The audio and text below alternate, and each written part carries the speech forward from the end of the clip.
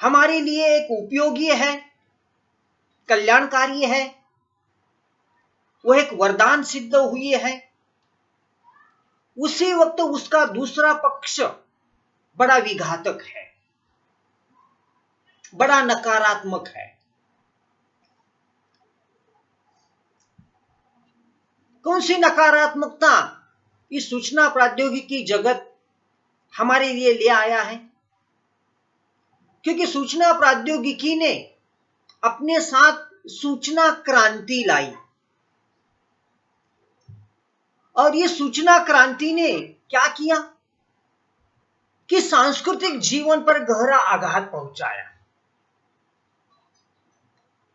क्योंकि कल तक हम कहते थे कि भारत ये एक बड़ा प्राचीन और गौरवशाली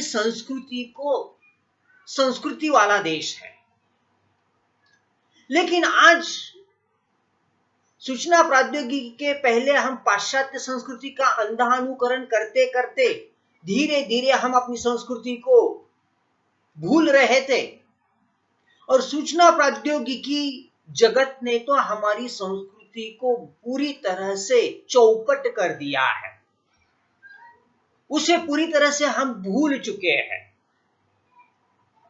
इतना बड़ा संस्कृति पर गहरा आघात विदेशी शासकों ने, मुगलों ने भी नहीं, अंग्रेजों ने भी हमारे देश पर नहीं किया। इतना बहुत बड़ा हमला इस सूचना क्रांति ने भारत के सांस्कृतिक जीवन पर किया है। उसमें नंबर 1,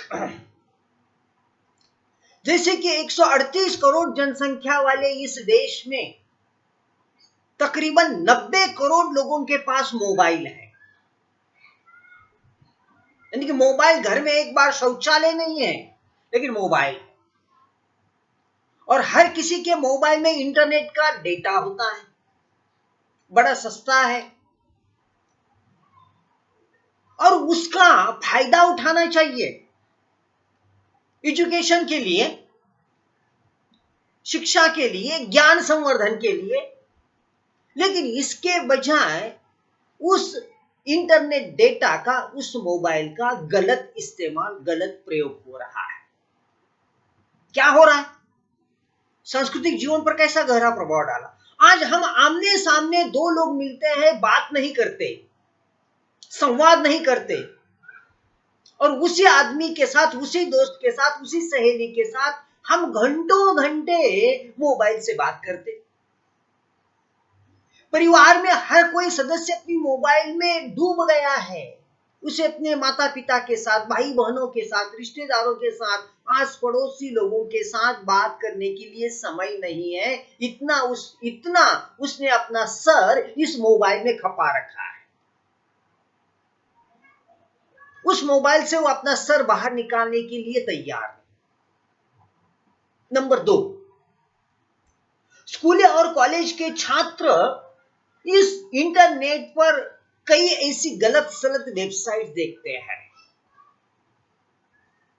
और स्कूल और कॉलेज के युवक युवतियां जो अपरोक्ष रूप से वहां की जो नंग धड़ंग फिल्में हैं, नेटफ्लिक्स है या पोर्न वेबसाइट्स है, उसे देखते हैं। इसका परिणाम यह हुआ कि इस कारण धीरे धीरे इस तरह से स्कूली और कॉलेज के लड़की लड़कियों के प्रेम के मामले बढ़ रहे हैं। नंबर 2, छेड़खानी बढ़ गई। जोर जबरदस्ती से प्रेम करने की कोशिश की जाने लगी, बलात्कार की संख्या बढ़ती गई, और इसका निष्कर्ष, इसका कुल परिणाम यह रहा कि हमारा सामाजिक स्वास्थ्य बिगड़ गया है, और यह बहुत बड़ा धोखा है हमारे सांस्कृतिक जीवन के लिए। कई बार मैं कहता आ रहा हूं कि ये मोबाइल, ये इंटरनेट, ये सूचना प्रौद्योगिकी, ये सूचना क्रांति, उसका सदुपयोग करें या दुरुपयोग करें, जो हमारे सामाजिक स्वास्थ्य के पूरी तरह से इसने तहस नहस कर डाला है। बलात्कारों की, छेड़छाड़ की संख्या बढ़ती गई है। जोर जबरदस्ती से प्रेम करना तू हाँ कर या ना कर, एसिड फेंक दूंगा या छुरा खोप दूंगा। इस प्रकार की वारदातें दिन ब दिन बढ़ती जा रही है। नंबर 2, इस इंटरनेट पर कोई सेंसरशिप नहीं ना होना, कि जो फिल्में दिखाई जाती है थिएटर में, सिनेमा, जो नाटक दिखाए जाते मंच पर, उसे पहले सेंसर बोर्ड से सम्मति लेनी पड़ती है।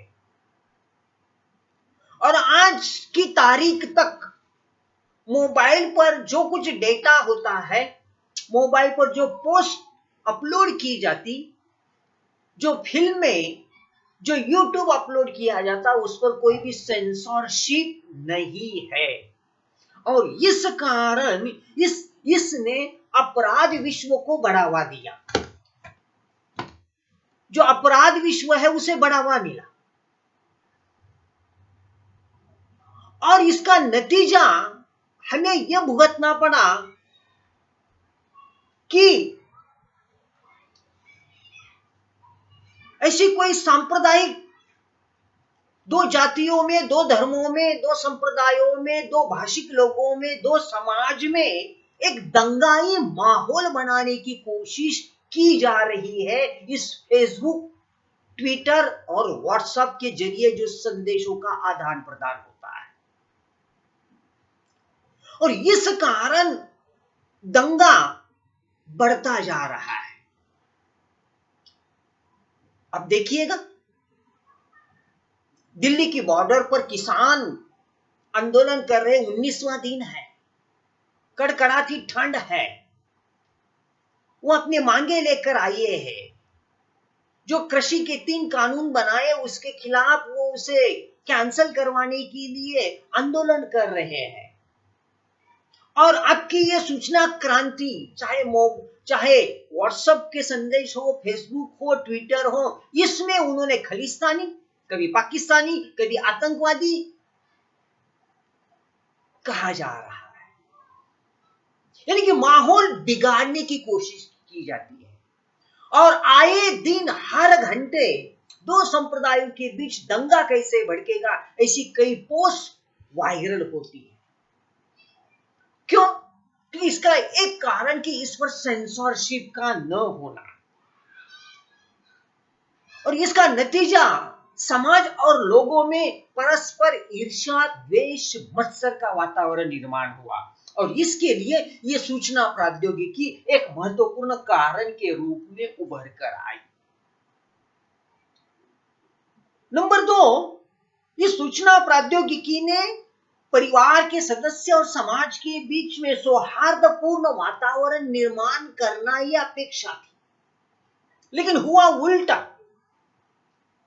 कि अब सहयोग समर्थन के बजाय इस मोबाइल के माध्यम से लोगों को डराया और धमकाया जा रहा है।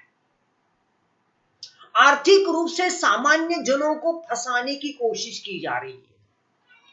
क्योंकि इसके पहले टॉपिक में हमने देखा था डिजिटलाइजेशन में कि यहां डिजिटल साक्षरता निर्माण करनी है। डिजिटल साक्षरता यह एक लंबी उड़ान है, लेकिन यह कैसे संभव है? सरकार का तो यह पहल है, लेकिन सरकार जो स्कूली साक्षरता अभी तक 100% तक नहीं पहुंचा सकी, स्कूली साक्षरता की ऐसे इस तरह से कई प्रतिशत लोग हैं, करीबन यहाँ 25-30% लोग ऐसे हैं कि जो निरक्षर है, काला अक्षर भैंस के बराबर है, स्कूल अभी तक देखी नहीं, उन्हें पढ़ना लिखना नहीं आता। और सरकार की पहल है उन्हें डिजिटल साक्षरता बनाना। हाँ, छुटपुट मोबाइल चलाना आना बात अलग, और अगर आपको मोबाइल ठीक ठाक ढंग से चलाना नहीं आता तो इसमें आपको आर्थिक रूप से फंसाया जाता है। मैं बैंक से बोल रहा हूं, आपका क्रेडिट कार्ड का पासवर्ड क्या है, डेबिट कार्ड का पासवर्ड क्या है, अकाउंट नंबर क्या है, गलती से आप कह देते और वह परस्पर आपके बैंक अकाउंट से हजारों लाखों रुपए फंसाकर ले जाता। तो इस तरह से आर्थिक रूप से सामान्य लोगों को फंसाने की एक बहुत बड़ा क्राइम, बहुत बड़ा अपराध यहां फैलता जा रहा है। और अगर ये कहूं तो ज्यादती नहीं होगी कि अपराध और आतंक का वैश्वीकरण हो चुका है। क्योंकि केवल भारत के अनपढ़ लोगों को नहीं फंसाया जा रहा है, अमेरिका, इंग्लैंड ऐसे देश के लोगों को भी फंसाया जा रहा है। उनके भी पासबुक से, बैंक के अकाउंट से लाखों रुपए परस्पर निकाले जा रहे हैं। तो यह भी आतंक का और अपराध का वैश्वीकरण ही हुआ है। और यह सूचना प्रौद्योगिकी के सामने सबसे बड़ी चुनौती है, एक सबसे बड़ी समस्या के रूप में उभर कर आई। नंबर 3, इस तरह से बड़ी बड़ी कंपनियां, कारखाने, उद्योगपति, कारपोरेट, इनके अपने मोबाइल की अकाउंट में कुछ गोपनीय जानकारियां होती, कंप्यूटर में सीक्रेट जानकारी होती, और इस जानकारी को, इन सूचनाओं को चुराना, जिसे अंग्रेजी में हैकिंग कहते हैं, ये हैकिंग के मामले बहुत बढ़ गए हैं। क्योंकि हैकिंग के द्वारा ऐसे अवांछित तत्व है जो हमारे पासवर्ड है, क्रेडिट और डेबिट कार्ड के, बैंक अकाउंट होंगे, ये इतनी चालाकी से हमसे प्राप्त करवाते और हमें आर्थिक दृष्टि से फंसाया जाता, हमें कंगाल किया जाता। नहीं तो आप अमीर हो, आप पैसे वाले हो, तो इस तरह से फोन के जरिए, मैसेज के जरिए आपको डराना, आपको धमकाना, आपको फंसाना, और नहीं माना तो आपकी हत्या भी कर देना। तो इस हैकिंग के मामले इस तरह से केवल हमारे देश में ही नहीं, अमेरिका जैसे सुरक्षित देश में भी इस तरह से ये मामले बढ़ गए हैं। अभी तो लेखक ने एक अच्छा उदाहरण दिया कि इस दुनिया की सबसे बड़ी महान शक्ति अमेरिका और अमेरिका का रक्षा विभाग, अमेरिका के रक्षा विभाग के कंप्यूटर से भी उसकी गोपनीय जानकारी हैकर्स ने हैकिंग द्वारा चुराई।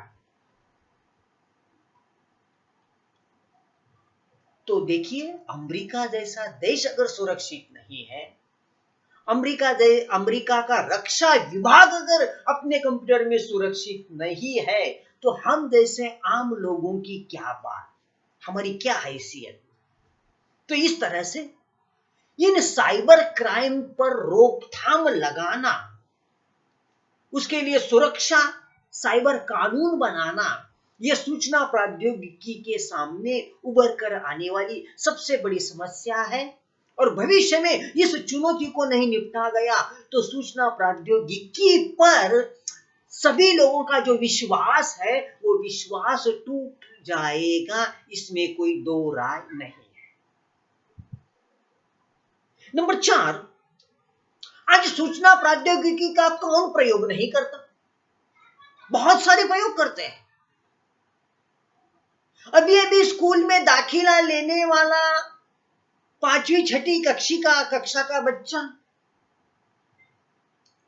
वर्क फ्रॉम होम करने वाले आपके पिताजी, सब्जी वाला, दूध वाला, किराना वाला, कूली, होटल का बहरा, बड़े बड़े उद्योगपति, नेता, अभिनेता, सभी लोग इसका प्रयोग कर रहे हैं और उसका अति प्रयोग कर रहे हैं। और विशेषतः आपकी पीढ़ी घंटों घंटे, दिन रात उस मोबाइल और कंप्यूटर पर अपनी आंखें गाड़ कर रखती है।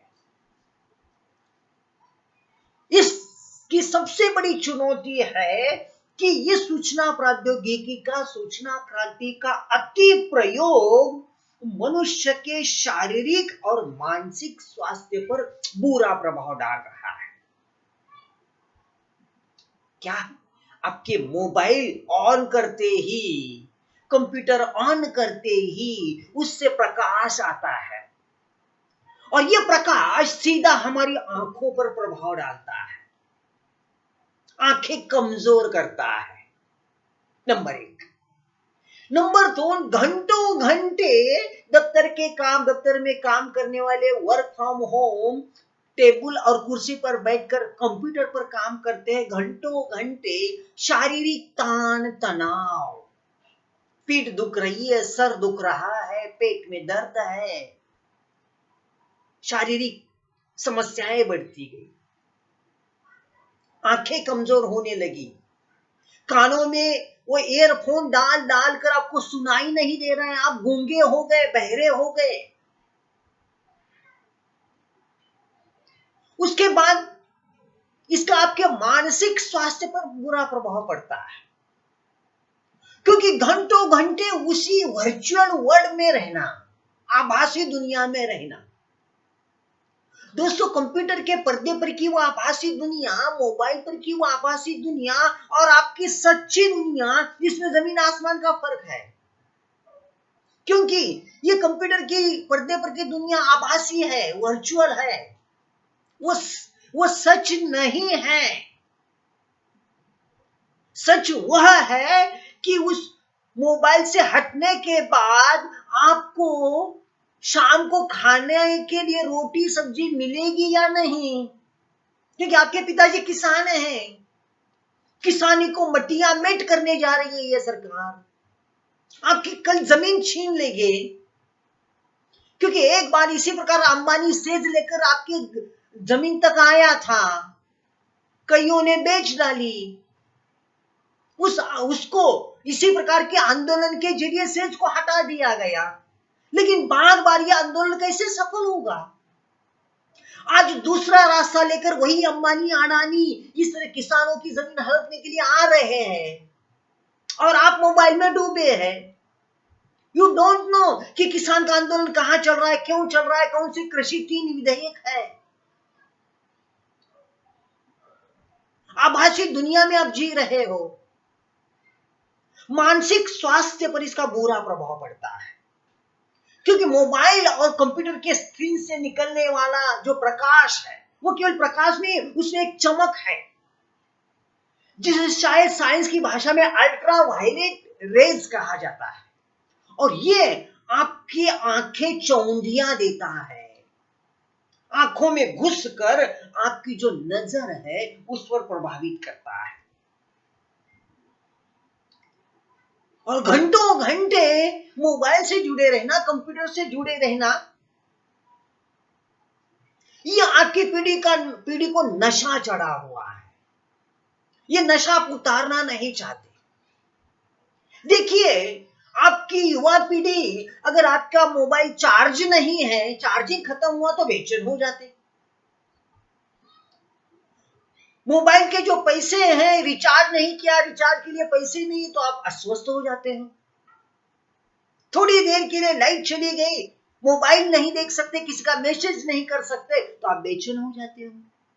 यानी कि इस मोबाइल का आप पर नशा चढ़ा हुआ है, क्योंकि किसको कोई पोस्ट भेजनी है, किसी को व्हाट्सएप देखना है, किसी को रिसीव करना है, संदेशा भेजना है, और वो मोबाइल नहीं देखा, कंप्यूटर नहीं देखा, तो आपको बेचैनी, अस्वस्थता महसूस होती है। इसका मानसिक स्वास्थ्य पर क्या बुरा प्रभाव पड़ता है, क्योंकि यह आपकी स्मरण शक्ति को कमजोर बनाता है। क्योंकि देखिए, मोबाइल आने के पहले जो लैंडलाइन था तो कई फोन नंबर हमारे कंठस्थ हुआ करते थे। आज खुद का मोबाइल नंबर हमें कंठस्थ नहीं होता, क्योंकि हमें मालूम है कि सब कुछ हमारी मोबाइल में सेव करके रखा है। लेकिन मोबाइल ही बंद पड़ा तो कहां से नंबर ढूंढेंगे? मोबाइल ही गुम गया तो कहां से नंबर मिलेगा? हमारी स्मरण शक्ति पर इसका बहुत बुरा असर पड़ रहा है। और हम, प्रधानमंत्री मोदी ने कहा कि हमें आत्मनिर्भर होना है, और हम मोबाइल निर्भर हो रहे हैं। तो ये जो मोबाइल निर्भरता है वो मनुष्य को विकलांग कर रही है, मनुष्य को अपाहिज बना रही है कि हम सब कुछ मोबाइल पर निर्भर है। हमारा बैंक अकाउंट नंबर हमें मालूम नहीं है, मोबाइल में सेव किया। हमारा मोबाइल नंबर हमें याद नहीं, मोबाइल में सेव किया। हमारा आधार कार्ड का नंबर हमें मालूम नहीं, मोबाइल में सेव किया। हमारा एग्जाम का सीट नंबर मालूम नहीं, मोबाइल में सेव किया। कितनी निर्भर रहेंगे हम उस मोबाइल पर, उस कंप्यूटर पर। तो हमें विकलांग बनाया, अपाहिज बनाया है, और ढेर सारी समाज की समस्याओं को इस सूचना प्रौद्योगिकी ने हमारे सामने लाकर खड़ा कर दिया। यह एक उपकरण, कंप्यूटर, लैपटॉप, मोबाइल, इन उपकरणों ने मनुष्य के निजी जीवन को इस कदर प्रभावित किया है कि अब मोबाइल लेकर हम बेडरूम में जाते हैं, हम बाथरूम में जाते हैं, हम लैट्रिन में जाते हैं। लैट्रिन के लिए बैठे हैं और हाथ में लैपटॉप है, क्योंकि वर्क फ्रॉम होम आसान लगेगा, घर बैठे काम करो। लेकिन पहले 8 घंटे ही काम करना पड़ता था ऑफिस में, अब 24 घंटे कम पड़ रहे हैं, क्योंकि बॉस कहता है कि आपका पीसी, आपका लैपटॉप, आपका मोबाइल 24/7 24 घंटे शुरू रखो, आप पर नजर है, काम करते हो या नहीं। निजी जीवन बड़ा प्रभावित हुआ। पहले टीवी था, वो हमारे हॉल में हुआ करता था, लेकिन अब ये लैपटॉप, ये पीसी, ये मोबाइल हमारी बेडरूम में, हमारी बाथरूम में, हमारी लैट्रिन तक पहुंचा हुआ है, और वह हमें चैन की नींद सोने नहीं देता। रात का 1 बजा, 2 बजे, 3 बजे मोबाइल की घंटी बजती है, उठना पड़ता है। बॉस का होगा, दफ्तर का होगा, कार्यालय का होगा, मंत्री का होगा, आमदार का होगा। इसके बाद नंबर 5, ये सूचना प्रौद्योगिकी भाषाई द्विविधता को समाप्त करने की बहुत बड़ी संभावना है, क्योंकि आज की तारीख में हमारे देश में करीबन 6,500-7 हजार भाषाएं बोली जाती है, लेकिन मोबाइल सभी भाषा नहीं बोलता, उसमें इन्हीं गिनी चुनी ही भाषाएं हैं।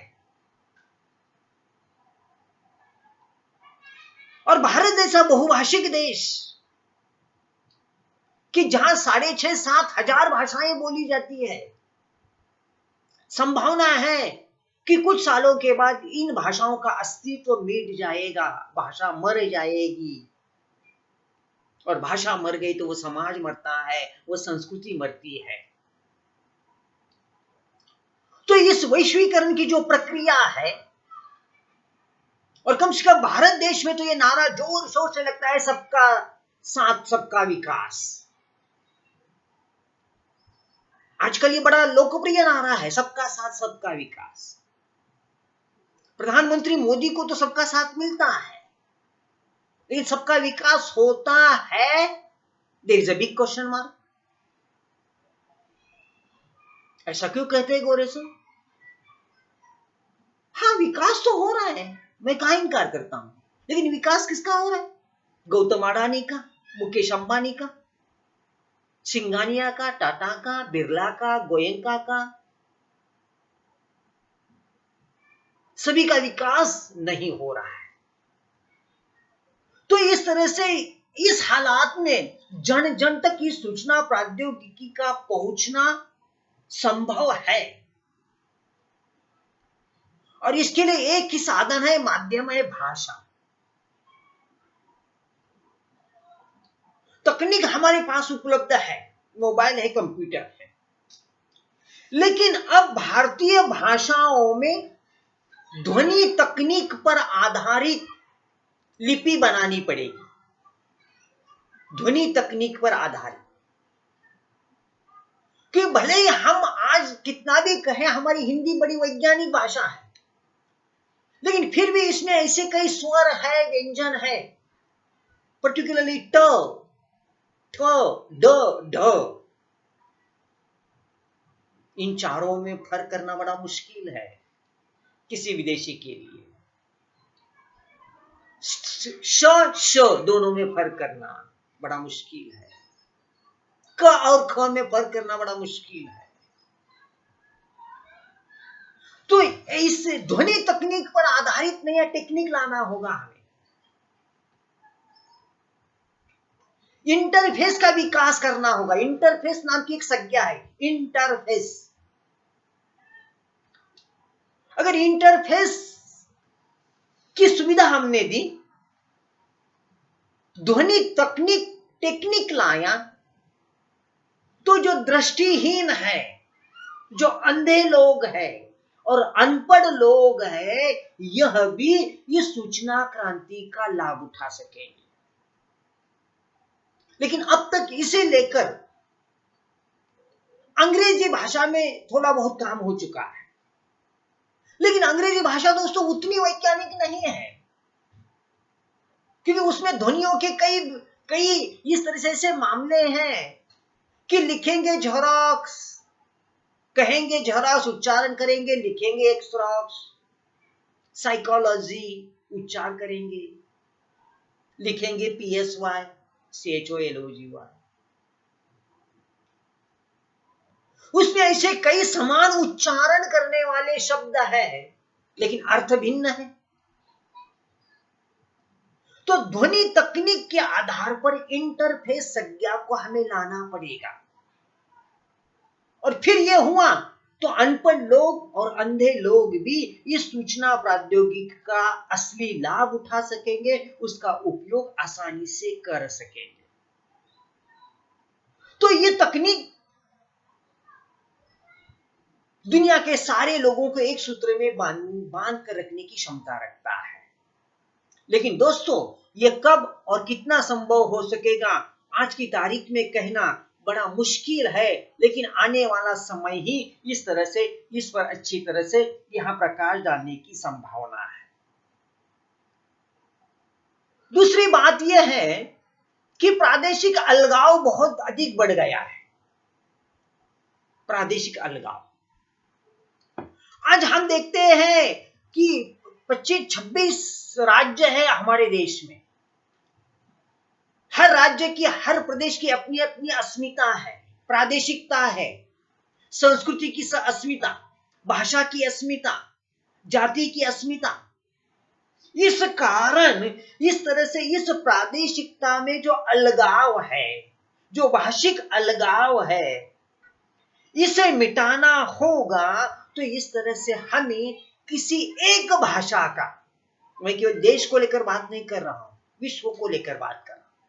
विश्व में हमें एक भाषा को अपनाना होगा, तभी इस तरह से ये अलगाववाद, ये दो प्रदेशों के बीच में, दो देशों के बीच में, दो धर्मों के बीच में, दो संस्कृति के बीच में जो टकराव है, वो टकराव मिट सकेगा। ऐसी सूचना प्रौद्योगिकी के सामने चुनौतियां जो है वो पहाड़ के समान है, और उसका जब तक हम सामना नहीं करते तब तक ये सूचना प्रौद्योगिकी हमारे लिए वरदान के रूप में सिद्ध होगी, इसे लेकर मन में प्रश्न उठता है। दूसरी बात यह है कि अब हमारी मानसिकता को बदलना होगा, क्योंकि आप छात्रों को देखिए, क्या कॉलेज में आकर उसी क्लासरूम में बैठना चाहते थे? गंदगी थी, बदबू आती थी, वही चौक, वही ब्लैक बोर्ड। आज धीरे धीरे आपने आपकी मानसिकता को बदल डाला। आप ऑनलाइन पढ़ रहे हो, लेक्चर्स अटेंड कर रहे हो। अब आम लोगों को अपनी मानसिकता बदलनी पड़ेगी कि मुझे इस सूचना प्रौद्योगिकी पर निर्भर रहना है। 7/12 उतारा निकालने के लिए इस तरह से तहसीलदार के पास, तहसील कचहरी में जाने की आवश्यकता नहीं। कोई अनुदान लेना है, पैसे निकालना है, पैसे भरना है, तो ATM कार्ड है, डेबिट कार्ड है, क्रेडिट कार्ड है। बिजली का बिल भरना है, वहां पेन में जाओ, उस दफ्तर के सामने लाइन में खड़े रहो।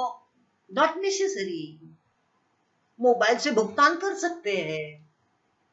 तो अब हमारी मानसिकता हमें बदलनी पड़ेगी। परीक्षा का फॉर्मूला बदल गया।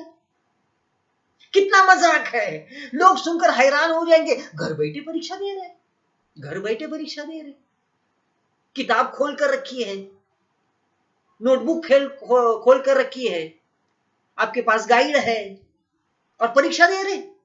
आपके माता पिता हंसते होंगे, घर वाले हंसते होंगे। क्या करे, कोरोना है। लेकिन आपको कितना मिला, क्या मिला? बीए हो रहे हो, कुछ पढ़ाया भी गोरे सर ने, तो उसका बैलेंस शीट क्या आएगा? जीरो आएगा। मानसिकता हमें बदलनी पड़ेगी,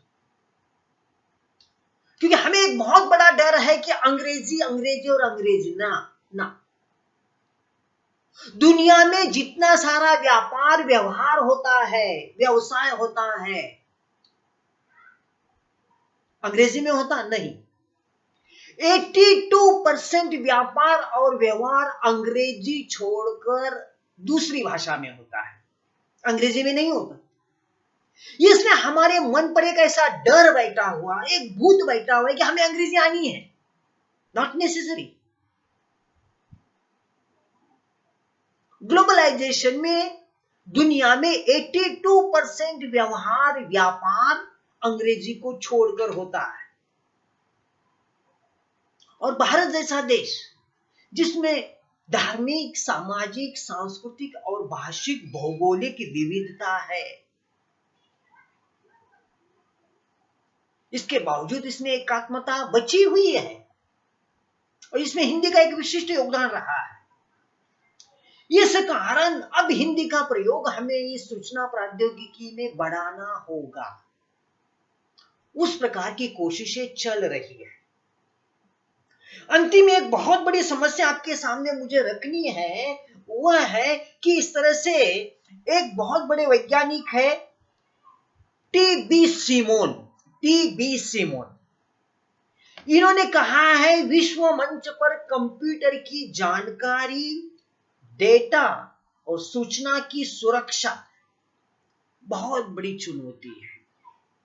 डेटा को कैसे सुरक्षित रखें, ज्ञान सूचना को कैसे सुरक्षित रखें, क्योंकि हैकर्स के द्वारा इसकी चोरी होती है।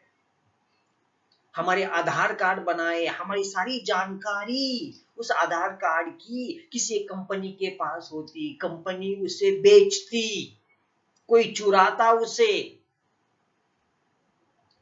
और सीमोन का ये जो डर है, वो डर बहुत महत्वपूर्ण है, क्योंकि बड़ी बड़ी कंपनियां, विप्रो हो, इन्फोसिस हो, टीसीएस हो, माइक्रोसॉफ्ट हो, इनका भी डेटा चोरी होता है। इसके पहले प्रारंभ में मैंने कहा अमेरिका के रक्षा विभाग का डेटा चोरी होता है। विप्रो जो कंप्यूटर की कंपनी, सत्यम कंप्यूटर की कंपनी, इन्फोसिस कंप्यूटर की कंपनी, टीसीएस कंप्यूटर की कंपनी, माइक्रोसॉफ्ट, इनका डेटा भी चोरी होता है। तो हम अनपढ़, हमारे कंप्यूटर में डेटा की चोरी होगी, हमारा बैंक अकाउंट चोरी होगा, हमारा सीक्रेट नंबर चोरी होगा। तो ये सबसे बड़ी चुनौती इस तरह से इस सूचना प्रौद्योगिकी के सामने खड़ी है। अंतिम एक मुद्दा स्पष्ट करके इस टॉपिक को हम विराम देंगे कि अब ई कचरा अधिक बड़ा है। ई कचरा, मोबाइल खराब हुआ फेंक दिया, कंप्यूटर खराब हुआ फेंक दिया, टीवी खराब हुआ फेंक दिया, रेडियो खराब हुआ फेंक दिया, बैटरी खराब हुई फेंक दी। और ये कचरा इतना अधिक बढ़ गया है, इसका निर्मूलन करना, इसको नष्ट करना सूचना प्रौद्योगिकी के सामने सबसे बड़ी चुनौती है। क्यों? क्योंकि इसे फेंक देने के बाद उसके माध्यम से जो कार्बन डाइऑक्साइड है उसका उत्सर्जन होता है और जो हवा को प्रदूषित करता है। 2% CO2, 2% CO2 हम इससे वातावरण में फैला रहे हैं। और हम देखते हैं कि हमारे देश की राजधानी दिल्ली इस प्रदूषण का कैसा सामना कर रही है। और इस कारण इस तरह से जो स्वास्थ्यवर्धक वातावरण चाहिए वो नहीं निर्माण हो रहा है। पर्यावरण की इसकी बहुत बड़ी हानि हो रही है और इस कारण लाखों करोड़ों का मुनाफा कमाने वाली ये कंपनियां, मैं केवल सत्यम, टीसीएस, उसके बाद इन्फोसिस, माइक्रोसॉफ्ट, इन कंपनियों की बात नहीं करूंगा। आपके पेन की जेएसडब्ल्यू होगी, बड़ी बड़ी कंपनियां होगी, कारखाने होंगे, फैक्ट्रियां होंगी, लाखों करोड़ों का मुनाफा कमाते और हवा को प्रदूषित करते।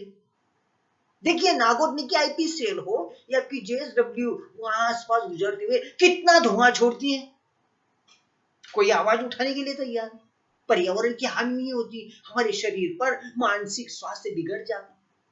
और विशेषतः ये कचरा इस तरह से इतना अधिक बढ़ गया है कि इसके बुरे परिणाम संपूर्ण मानव जाति को, समाज को भुगतना पड़ता है।